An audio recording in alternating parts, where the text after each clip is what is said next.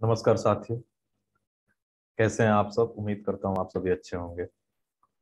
आप सभी को पता है कि हम एक इम्पोर्टेंट टॉपिक पर डिस्कस कर रहे हैं। कहानी इमरजेंसी की। उसकी पार्ट 1 अपलोडेड कर दी जा चुकी है और ये वीडियो है उसका पार्ट 2 है। मैं ऐसा मान कर चलूंगा कि आप लोग पार्ट 1 जो वीडियो है उसको देख लिए हैं। अगर आप लोगों में से किसी ने उस वीडियो को अगर नहीं देखा है, आप डायरेक्टली पार्ट 2 को देख रहे हैं, तो थोड़ा सा लिंकअप जोड़ने में थोड़ी सी समस्याएं आ सकती हैं। तो इससे बेहतर होगा कि आप पहले उस वीडियो को देखें और देखने के बाद फिर पार्ट 2 देखें।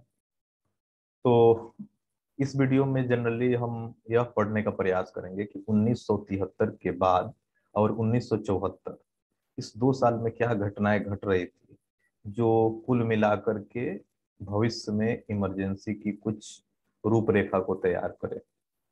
कल वाले वीडियो में हमने यह जानने का प्रयास किया कि 1971-72 का माहौल कैसा था, कैसे बांग्लादेश अलग हुआ, उसका इम्पैक्ट भारत पर क्या पड़ रहा था, उस समय इंदिरा गांधी के ऊपर क्या क्या चैलेंजेस आ रहे थे और उस चैलेंज को उन्होंने कैसे रेक्टिफाई किया। और फिर 1973 का समय आता है और 1973 में कुछ समस्याएं आ जाती है। उसको हम इस वीडियो के माध्यम से जानने का प्रयास करेंगे। फिर जो इसका पार्ट 3 होगा वीडियो का, उसमें हम बात करेंगे 1975 के विशेषकर राजनारायण केस की। और उस राजनारायण केस के बाद इमरजेंसी लगा दी गई और इमरजेंसी लगाने के बाद कुछ इंपॉर्टेंट अमेंडमेंट किए गए कॉन्स्टिट्यूशन में। उसको हम लोग थोड़ा सा अध्ययन करने का प्रयास करेंगे ताकि आप लोग वीडियो 1 2 3 के माध्यम से पूरे लिंकअप को आप लोग जोड़ पाएंगे कि इमरजेंसी लगाना कितना उचित था या अनुचित था। मैं कल ही बता रहा था कि कुछ ऐसी बातें होती हैं कि जब तक आप पूरी स्टोरी को नहीं समझ पाते हैं तब तक एक्चुअल जजमेंट आप नहीं दे पाते हैं। इसलिए बेहतर होता है कि आप उसको पहले जानें, उसकी क्या कहानियां हैं, और फिर अपने अकॉर्डिंग आप उसको सोचें। और फिर मतलब हर आदमी का अपना अपना एक कंक्लूजन होता है, हर आदमी का अपना सोचने का नजरिया होता है। तो यहाँ से मैं थोड़ा सा इसका मैं बैकग्राउंड बताता हूँ कि 1973 में क्या हो रहा था। 1973 की अगर बात करें तो लगभग लगभग मैं कल बताया कि जो बांग्लादेश जो अलग हुआ पाकिस्तान से, और वहां से इस प्रकार की कुछ घटनाएं हो रही थी। जो आज का वर्तमान पाकिस्तान है उसके द्वारा, जिससे लगभग लगभग माइग्रेंट्स अपने नॉर्थ ईस्ट में, उत्तरी पूर्वी राज्य में लगभग मोर देन 1 करोड़ लोग शरणार्थी के रूप में भारत में आ चुके थे।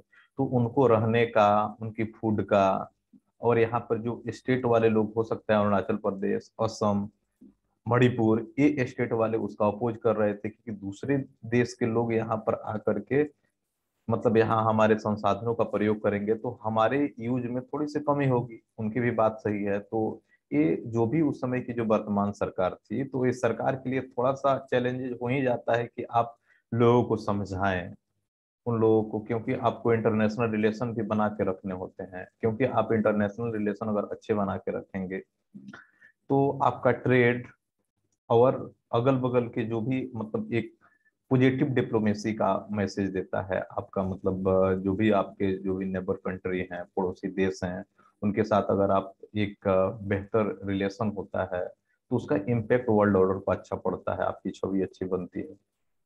तो उसका प्रयास मतलब प्रत्येक गवर्नमेंट यह प्रयास करती है कि वो अपने नेबर कंट्री के साथ मतलब बेहतर रिश्ते बनाकर रखे, चाहे वो कोई देश हो। आप दुनिया के किसी भी देश की बात करें, चाहे अमेरिका देख लीजिए, चाहे ब्रिटेन देख लीजिए, लेकिन आप यही देखेंगे कि नेबर के साथ किसी की मतलब रिलेशन अच्छी नहीं हो पाती है, क्योंकि थोड़ा थोड़ा तो डिस्प्यूट रहते ही हैं। आप देखिएगा फैमिली में ही अगर 2 भाई हैं, 4 भाई हैं, 6 भाई हैं या 5 भाई है, वट एवर, जितने भी भाई हैं, देखते हैं कहीं ना कहीं लैंड डिस्प्यूट उन लोगों के बीच में बना रहता है, जिससे छोटी छोटी डिस्प्यूट तो होते ही रहते हैं, उनसे विवाद होते रहते हैं। लेकिन फिर भी अगर आप जो अगर बहुमुखी प्रतिभा के लोग होते हैं, उस प्रकार की मतलब उनकी थिंकिंग बेहतर होती है, तो वो लोग हमेशा प्रयास करते हैं कि अपने नेबर के साथ बेहतर रिश्ता को चलाने का प्रयास करें।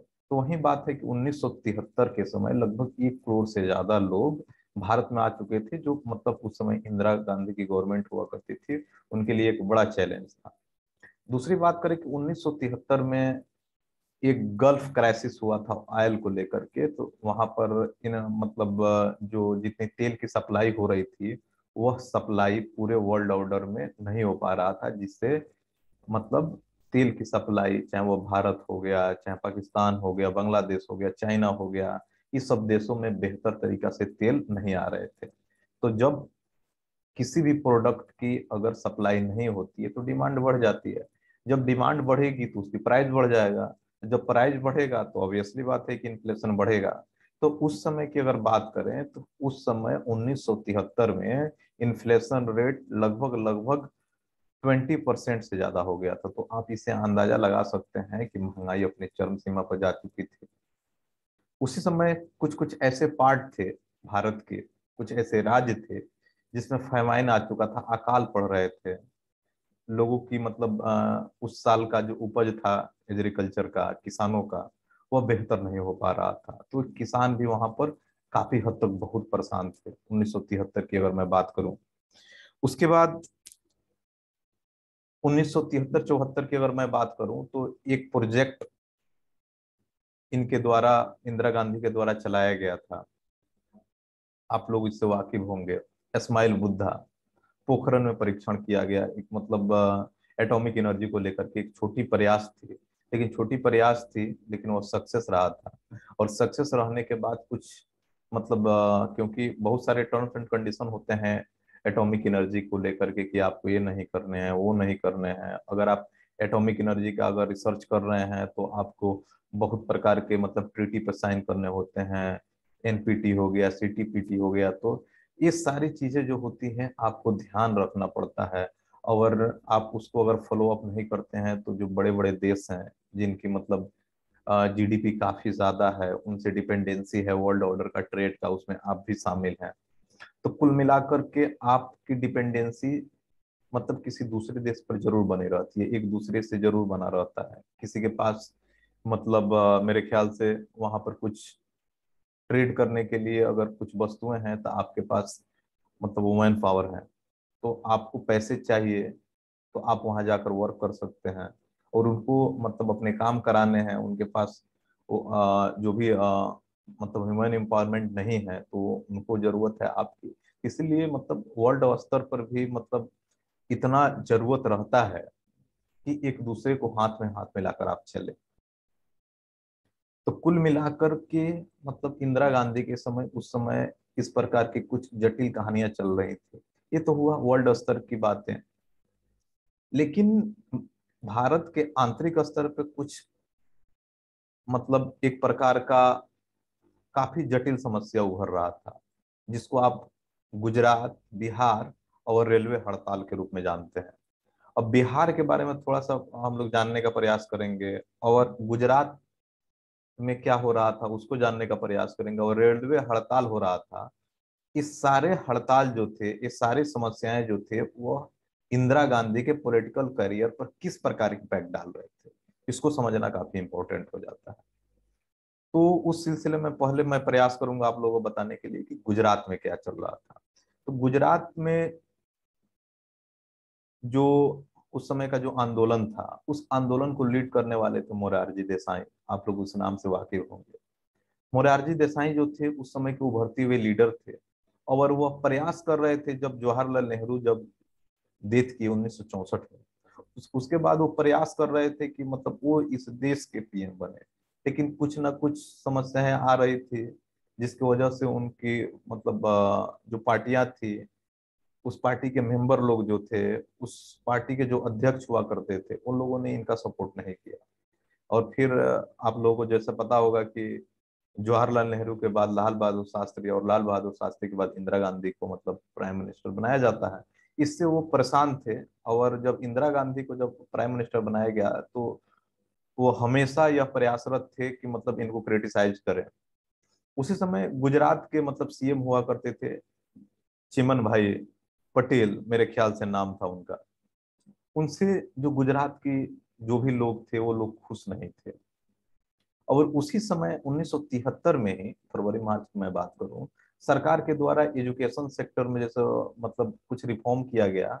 और कुछ टैक्स पढ़ाई को लेकर के, जैसे कुछ इंस्टीट्यूट में आप देखें कि मतलब वहां पे हॉस्टल के चार्ज बढ़ा दिए गए, कॉलेज के चार्ज बढ़ा दिए गए, और वहां पर सरकार जो थी, स्टेट गवर्नमेंट, वह चुप थी। इसको लेकर के लोग और युवा लोगों में काफी आक्रोश आया।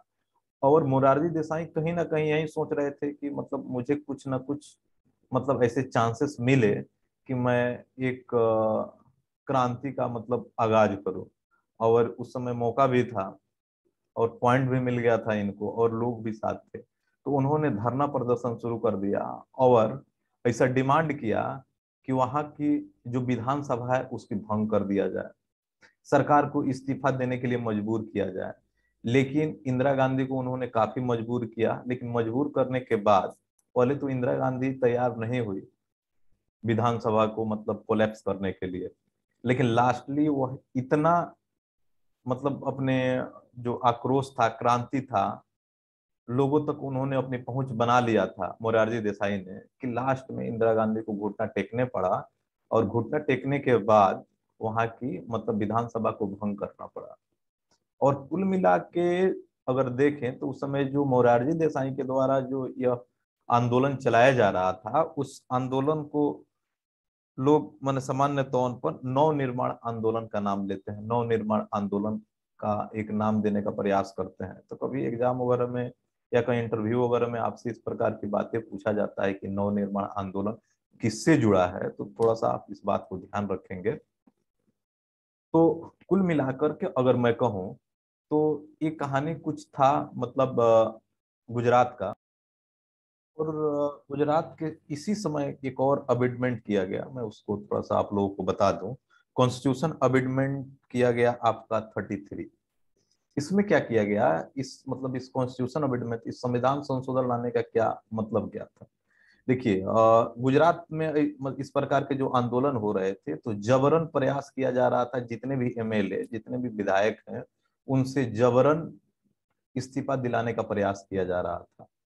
तो इसको लेकर के जो 33वां संविधान संशोधन लेकर के आया गया, उस 33वें संविधान संशोधन में ये लिखा गया कि अगर कोई भी एमएलए अपना इस्तीफा लेकर के आ रहा है तो उस सदन के जो भी अध्यक्ष होंगे, दैट मीन्स स्पीकर होंगे, उनका यह दायित्व होगा कि पहले यह जानने का प्रयास करें कि वह जो एमएलए है जो इस्तीफा दे रहा है, क्या वह इस्तीफा अपने मन से दे रहा है या किसी के दबाव में दे रहा है। अगर किसी के दबाव में दे रहा है तो वो इस्तीफा को एक्सेप्ट नहीं की जाएगी, अगर अपने मन से दे रहा है तो उसको एक्सेप्ट कर ली जाएगी। तो ये कहानी तो हो गया गुजरात की। अब हम चलते हैं बिहार की तरफ, और बिहार में क्या हो रहा था। और बिहार को लीड करने वाले थे, आप लोग इस नाम से वाकिफ होंगे, जिसका नाम है जयप्रकाश नारायण। देखिए अगर मैं बात करूं 1973 का और बिहार के परिप्रेक्ष्य में, तो उस समय अब्दुल गफ्फार साहब उस समय बिहार के सीएम हुआ करते थे। अब थोड़ा सा अगर इस आंदोलन को अगर लीड करने वाले जयप्रकाश नारायण थे, तो थोड़ी सी उनकी लाइफ करियर पे थोड़ा सा मैं प्रकाश डालने का प्रयास करता हूँ।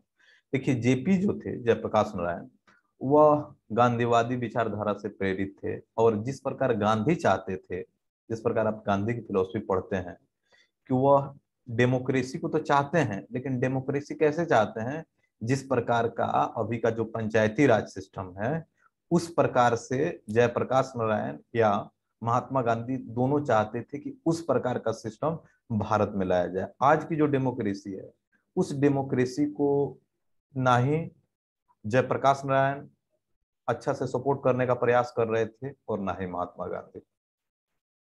उसी सिलसिले में अगर देखा जाए तो उनकी करियर अच्छा रहा था, वो पढ़ने के लिए मतलब फॉरेन गए थे। और उनकी मतलब जो एडमिशन हुआ था वो केमिस्ट्री को लेकर के, वो केमिस्ट्री पढ़ने के लिए बाहर गए।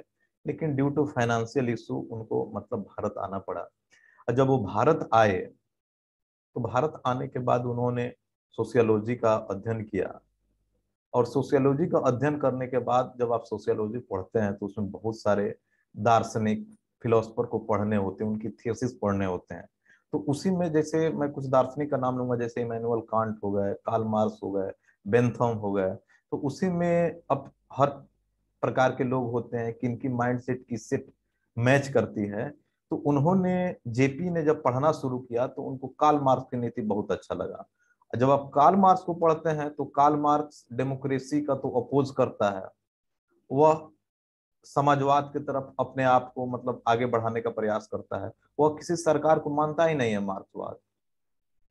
और मार्क्सवाद कहीं ना कहीं इस बात की तरफ संदेश देता है कि जो भी सरकारें होती हैं वह सरकारें सिर्फ और सिर्फ अपने हित के लिए बात करती हैं, उनकी जनता से कोई मतलब नहीं होता। ये मार्क्स कहता है। कभी करेंगे बात कभी मार्क्सवादी सिद्धांत पर, ये अपने ही मतलब अपना एक अलग टॉपिक है। बेसिकली अगर आप पढ़ना चाहें तो एक बुक आती है उनकी, दास कैपिटल वॉल्यूम 1 to 3 में, कमाल की बुकें हैं। अगर आपको कभी मौका मिले तो एक बार जरूर पढ़िएगा। मतलब लेकिन पढ़ने का मतलब ये नहीं होता है कि उसमें डूब जाना, उसके थीसिस को अपना लेना। मतलब ये होता है कि आप अब अलग अलग दार्शनिक की जब बुक पढ़िएगा तो सबका विजन समझने की नीड होती है। ये नहीं कि मतलब उसके विजन को आप अपने ब्लड में उतार लें। इससे होगा कि मतलब आप वन वे हो जाएंगे। जब वन वे हो जाएंगे तो फिर प्रॉब्लम हो जाएगी। एनीवे, इस मुद्दे पर हम लोग नहीं जाएंगे। तो जयप्रकाश नारायण और उनकी जो शादी हुई थी, जिनका नाम था प्रभावती, और प्रभावती जो थी वो इंदिरा गांधी से उनकी मतलब काफी एक सहेली टाइप की थी, और उन दोनों के बीच में काफी बनता था। तो इंदिरा गांधी और प्रभावती जब इतने अंडरस्टैंडिंग उन लोगों के दोनों के बीच हुआ करता था, यानी जेपी की जो पत्नी थी उनसे, तो कहीं ना कहीं इंदिरा गांधी ऐसा एक्सपेक्ट करती थी, ऐसा उम्मीद करती थी कि जो जेपी होंगे वह इंदिरा गांधी का अपोज नहीं करेंगे। ये कुछ बातें थी, लेकिन जो जेपी थे, जयप्रकाश नारायण, उनकी मतलब रणनीति अलग थी। जैसे मैं पहले ही बताया कि वह कुछ अलग डेमोक्रेसी की बात करना चाह रहे थे, कुछ अलग डिमांड करना चाहते थे। उनकी अपनी अलग अलग मांगे थी। तो उसको सिलसिला को लेकर के अगर अब बात किया जाए तो मतलब इंदिरा गांधी तो कभी तैयार नहीं होंगे।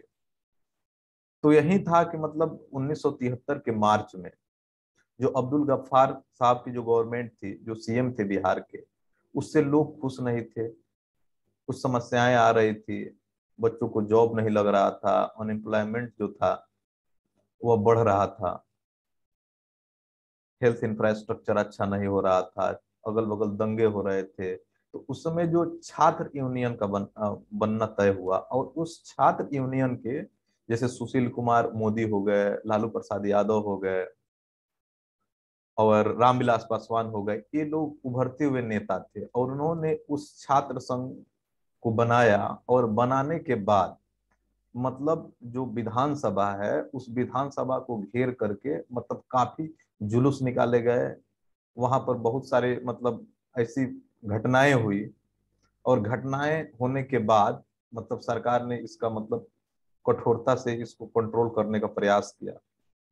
कठोरता से इन्होंने कंट्रोल करने का प्रयास तो किया, लेकिन जो ये छात्र संघ के जो नेता थे, जैसे लालू प्रसाद यादव हो गए, रामविलास पासवान हो गए, सुशील कुमार मोदी हो गए, इनको लग गया कि हमें कुछ ऐसे नेता को लेकर के आना पड़ेगा जो हमारी बात जो सरकार तक नहीं पहुंच रही है उसको वह सरकार तक पहुंचाए। तो उस समय सबसे बेहतर जो अगर नेता हो सकते थे इस एंगल को लेकर के, तो वो थे जयप्रकाश नारायण। तो उन्होंने जयप्रकाश नारायण को मतलब अपने तरफ खींचने का प्रयास किया। जयप्रकाश नारायण काफी हद तक एग्री भी हुए, लेकिन उन्होंने कुछ टर्म्स एंड कंडीशन रखा कि हाँ हम तो तैयार होंगे, हम तो मतलब आप लोगों के जो भी आंदोलन है उसमें हम हिस्सा तो बनेंगे, लेकिन आप लोगों को ये ध्यान रखना होगा कि यह आंदोलन सिर्फ बिहार स्तर पर नहीं होना चाहिए, यह नेशनल स्तर पर, राष्ट्रीय स्तर पर होना चाहिए। अगर इसमें आप लोग साथ देने के लिए तैयार हैं तो मैं आप लोगों के आंदोलन का हिस्सा बनूंगा। यह स्टेटमेंट था जेपी का। जब जेपी का स्टेटमेंट जब यह मिला तो लोग उस समय जो भी उभरते हुए नेता थे, लालू प्रसाद यादव, सुशील कुमार मोदी या रामविलास पासवान, उनको अच्छा लगा कि चलो अगर कोई मतलब फेमस इंसान है अगर इसमें पार्टिसिपेट करता है तो कहीं सरकार तक हमारी मैसेज पहुंच रहा है। अगर सरकार तक हमारी मैसेज पहुंचती है तो कुल मिलाकर के मतलब कुछ प्रॉफिट हो सकते हैं। इस एंगल को लेकर के मतलब जयप्रकाश नारायण और जो युवा लीडर थे उनके बीच में एक सहमति बन गई। और 1 नवंबर 1973 को जयप्रकाश नारायण और इंदिरा गांधी के बीच में वार्तालाप हुआ। और वार्तालाप में इंदिरा गांधी ने एक्सेप्ट किया कि अगर जयप्रकाश नारायण अपने आंदोलन को अगर बिहार स्तर पर रोक दे तो वो विधानसभा को गिरा सकती है। लेकिन जयप्रकाश नारायण यहाँ रुकने वाले नहीं थे। उन्होंने कहा कि अगर जो चीजें गलत है सो गलत है, यहाँ पर अगर मेरी आवाजें उठी है तो ये पूरा राष्ट्र स्तर तक जाएगा, पूरे देश स्तर तक जाएगा। और जब इतना स्टेटमेंट जयप्रकाश नारायण बोले तो इन दोनों के बीच में आप समझ ही सकते हैं कि दो बातें अगर दोनों अपोज हो रहे हैं तो फिर जो उनकी थिंकिंग होगी वो डिफरेंट हो ही जाएगी, विचार अलग हो गए। और फिर जो जयप्रकाश नारायण वहां से बैक टू पवेलियन बिहार आ गए। तो ये कहानी थी आपकी बिहार की। आपने गुजरात को सुन लिया, बिहार को सुन लिया। अब रेलवे हड़ताल क्यों हो रहे थे 1973 में, ये जानने का प्रयास करते हैं। एक संस्था होती है AIRA, all India railway federation, आप लोग वाकिफ होंगे इसके। और उसके जो हेड हुआ करते थे उस समय जॉर्ज फर्नांडिस हुआ करते थे। और उस समय जो जो लोग भी कार्यरत थे रेलवे में, उनको अगर देखा जाए जो भी बेनिफिट मिलना चाहिए वो बेनिफिट नहीं मिल रहा था। जैसे एग्जाम्पल के तौर पर समझिए कि जो लोग अगर रेलवे में कार्यरत हैं, एक लोको पायलट अगर रेल को चला रहा है तो जिसकी मतलब सपोज मानते हैं कि 6 घंटे ट्रेन लेट हो गई, तो 6 घंटे ट्रेन लेट हो गई तो उस लोको पायलट का मतलब टाइमलाइन तो बढ़ गया। तो उस जो एक्स्ट्रा जो टाइम बढ़ जा रहा था तो उस एक्स्ट्रा वर्क के लिए कोई गुजारा भत्ता सरकार के द्वारा नहीं दिया जा रहा था। तो इससे रेलवे में जो भी कर्मचारी थे, उस विभाग में जो भी लोग काम करने वाले थे, उन लोगों का मतलब गुस्सा उभरने लगा। और गुस्सा उभरने का मतलब ये था कि लोग सड़क पे आ गए और लगभग लगभग 60% रेलवे कर्मचारी ने हड़ताल कर दिया। कि उनकी डिमांड थी कि अगर जो भी एक्स्ट्रा वर्क किए जाते हैं तो उस एक्स्ट्रा वर्क का कुछ ना कुछ गुजारा भत्ता दिया जाना चाहिए। तो इस चीज को लेकर के वहां पर समस्याएं उत्पन्न हो गई। और समस्याएं जब उत्पन्न हो गई वहां पे तो वहां पर इंदिरा गांधी को भी समस्याएं आने लगी, क्योंकि जो रेलवे होता है सेंट्रल गवर्नमेंट के अंदर आता है। और उस समय जो प्रेसिडेंट हुआ करते थे VV गिरी। और VV गिरी जो थे, इंदिरा गांधी को ऐसा लग रहा था कि VV गिरी जो हैं वह इस हड़ताल हो रहे हैं, रेलवे कर्मचारी जो अपनी बातें उठा रहे हैं उसमें VV गिरी सपोर्ट कर रहे हैं। तो जिससे इंदिरा गांधी और VV गिरी के बीच में थोड़ा सा क्या कॉन्फ्लिक्ट होना शुरू हो गया था। और जब कॉन्फ्लिक्ट होना शुरू हो गया उसी समय मतलब हर समय का एक टेन्योर होता है, जैसे अभी प्रेसिडेंट का टेन्योर खत्म हो रहा है तो अभी फिर चुनाव होने वाले हैं। तो उसके बाद जो अगला बार जो 1973 और 1974 में जो प्रेसिडेंट के चुनाव होने वाले थे, उस समय जो दो उम्मीदवार थे, एक उम्मीदवार का नाम था आपका बाबू जगजीवन राम, आप लोग वाकिफ होंगे, जो दलित थे। और एक का नाम था सरदार स्वर्ण सिंह, जो सिख फैमिली से आते थे। अब इंदिरा गांधी को इन दोनों में से किसी में प्रॉफिट नहीं दिख रहा था। वो सोच रहे थे कि एक ऐसा प्रेसिडेंट हो जो PM के कार्य में हस्तक्षेप न करे, लिबरल हो और माइनॉरिटी लेवल से हो, मतलब मुस्लिम बिरादरी से हो, जिससे मतलब अगर मुस्लिम बिरादरी से अगर प्रेसिडेंट अगर आप लेते हैं तो आपकी वोट बैंकिंग आपकी बनती है। और नॉर्थ ईस्ट साइड से हो, मतलब इस प्रकार की कुछ बातें थी जो इंदिरा गांधी के दिमाग में चल रही थी। अगर इस प्रकार का कोई प्रेसिडेंट बनता है तो कुल मिलाकर ज्यादा प्रॉफिट होगा। तो उस समय फखरुद्दीन अली अहमद हुआ करते थे। और फखरुद्दीन अली अहमद साहब जो थे पूर्ण रूप से इन सारे बातों से परिपक्व थे। अगर उनको अगर प्रेसिडेंट बना दिया जाता तो इंदिरा गांधी के हित में था। अब यहाँ पर आपको ध्यान रखना चाहिए कि अगर कोई विधानसभा अगर भंग कर दी जाती है तो प्रेसिडेंट का इलेक्शन होगा कि नहीं, ये भी सबसे इंपॉर्टेंट बात है। जैसे अभी आप देखिएगा प्रेसिडेंट का इलेक्शन होने वाले हैं, तो उसमें जितने भी एमएलए एमएलसी हैं एमपी हैं ये सारे लोग उसमें वोट करते हैं। लेकिन अगर किसी स्टेट में अगर विधानसभा ही भंग हो जाए तो कैसे वहां का एमएलए जा करके वहां चुनाव करेगा। तो एक आर्टिकल है 143, उस आर्टिकल 143 में सरकार को यह अथॉरिटी है कि मतलब जो भी मतलब सुप्रीम कोर्ट से यह सलाह मांगी कि क्या अगर इस प्रकार की समस्या है तो उस समय क्या एक्शन लिए जाने चाहिए। तो आर्टिकल 143 का प्रयोग करके इंदिरा गांधी गवर्नमेंट ने सुप्रीम कोर्ट से पूछा कि क्या गुजरात में अभी विधानसभा भंग है तो क्या प्रेसिडेंट का चुनाव हो सकता है। तो उस समय कुछ जजों की बेंच बैठी और उन्होंने सहमति दे दिया, हाँ अगर किसी स्टेट में अगर विधानसभा अगर भंग किया है तो प्रेसिडेंट के इलेक्शन में किसी प्रकार का कोई समस्या नहीं होगी। तो इंदिरा गांधी ने तुरंत उसको ध्यान रखा और इस बात को तुरंत 39 कॉन्स्टिट्यूशन अमेंडमेंट किया और आर्टिकल 71 में ये बातें लिखवा दिया कि अगर किसी स्टेट में अगर विधानसभा अगर भंग होती है तो वहां पर इलेक्शन प्रेसिडेंट का कराए जा सकते हैं। उम्मीद है कि ये सारे बातें आप लोगों को समझ में आ गया होगा। तो आज इस वीडियो में इतना ही रहने देते हैं। कल बात करेंगे 1975 की घटनाएं की कि 1975 में क्या चल रहा था और किस प्रकार इमरजेंसी की मतलब एक कहानी सडनली आ गई और इंदिरा गांधी ने कौन से आर्टिकल का प्रयोग किया और आर्टिकल के प्रयोग करने के बाद उन्होंने इमरजेंसी लगाया।